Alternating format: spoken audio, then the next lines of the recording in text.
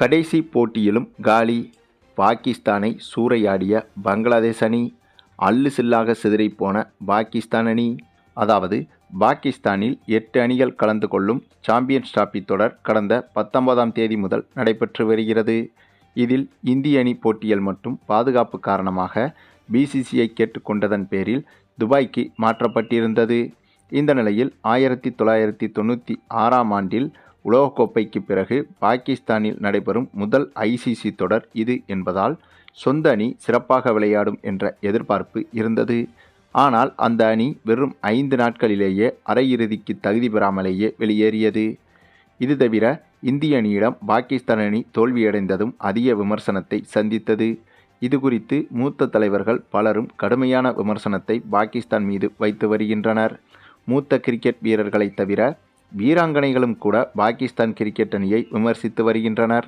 அந்த வகையில் அந்த நாட்டின் முன்னாள் வீராங்கனை சனா மீர் என்பவர் தற்போதைய பாகிஸ்தான் அணியை 2007 T20 உலகக்கோப்பையை வென்ற MS தோனி மற்றும் 2009 T20 உலகக்கோப்பையை வென்ற யூனிஸ் கான் போன்ற ஜாம்பவான் கேப்டன்களால் கூட வெற்றி பாதைக்கு அழைத்து வர முடியாது என காட்டமாக விமர்சித்திருக்கிறார். மறுபுறம் முன்னாள் வீரரும் முன்னாள் பிரதமருமான இம்ரான் கானும் விமர்சித்துள்ளார். பாகிஸ்தான் நிர்வாகம் முடிவெடுக்கும் அதிகாரம் தங்களுக்கு பிடித்தவர்களுக்கு கொடுக்கப்படும் போது கிரிக்கெட் அழிந்து போகும். பாகிஸ்தான் கிரிக்கெட் வாரியத்தின் தலைவர் பதவி விலக வேண்டும். ஆனால் அதை அவர்கள் செய்ய மாட்டார்கள் என தெரிவித்திருந்தார் இம்ரான்கான். தற்போது இதே கருத்தை பாகிஸ்தான் தேசிய சட்டமன்ற எதிர்க்கட்சி தலைவரும் பாகிஸ்தான் கட்சியை சேர்ந்தவருமான உமர் அயூப்பும் முன்வைத்துள்ளார். மேலும் இந்தளவுக்கு ஏற்கனவே பாகிஸ்தானை முன்னாள் வீரர்கள் பலரும் விமர்சித்து வரும் இதே நேரத்தில் தற்போது பங்களாதேஷ் அணிக்கு எதிரான கடைசி போட்டியிலும் பாகிஸ்தான் அணி மோசமாக விளையாடி தோல்வியை சந்தித்திருக்கிறது.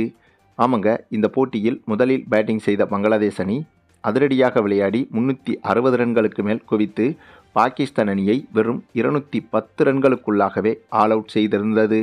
அந்தளவுக்கு படு மோசமாக விளையாடி இருந்தது பாகிஸ்தான் அணி. அதாவது இந்த தொடர் தொடங்கியதிலிருந்து பாகிஸ்தான் அணியை ஒவ்வொரு எதிரணியும் சில்லு சில்லாக நொறுக்கி வந்தது. கடைசியாக இப்போது கத்துக்குட்டி அணியான பங்களாதேஷ் அணியும் பாகிஸ்தான் அணியை வெளுத்து வாங்கியுள்ளது. மேலும் வார்ம் அப் மேட்சில்தான் இப்படி ஒரு சம்பவம் நடைபெற்றது.